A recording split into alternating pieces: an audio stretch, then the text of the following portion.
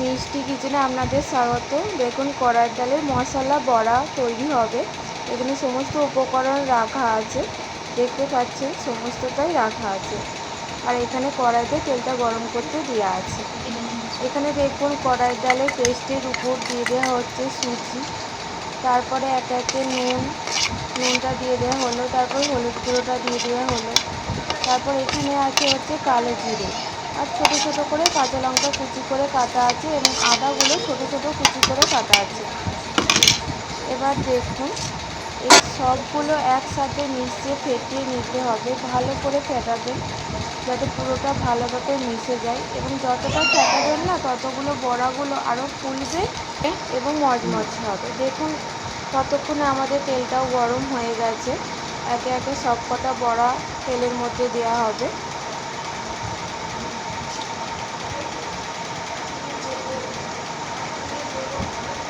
দেখুন একে একে সব কটা বড়াই তেলের মধ্যে ছাড়া হচ্ছে।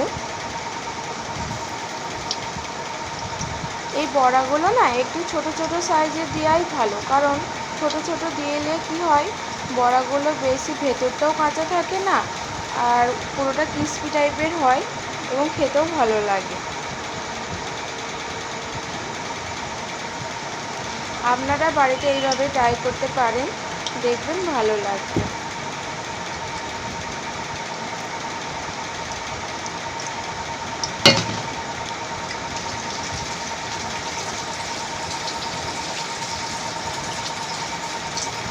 এবার বড়াগুলোকে দেখুন তেলের মধ্যে দেওয়া হয়ে গেছে পুরোটাই, এবং বড়াগুলোকে উল্টো পিঠটা দিতে সময় দিতে হবে। দেখুন উল্টো পিঠটা কেমন হয়ে গেছে। এবার বড়াগুলো উল্টে দিতে হবে যাতে এই দিকের পিঠটাও ভালোভাবে হয়ে যায়।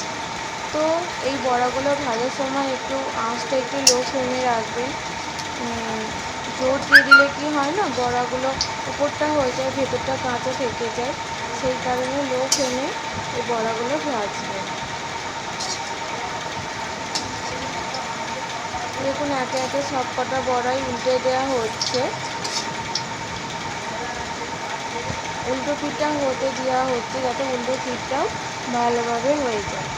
দেখুন বড়াগুলো উল্টো পিঠটাও হয়ে গেছে, পুরোটাই হয়ে গেছে, লাল লাল হয়ে গেছে এবং ভেতরটাও ভালোভাবে হয়ে গেছে। দেখুন আমাদের কড়াইয়ের ডালের মশলা বড়া তৈরি।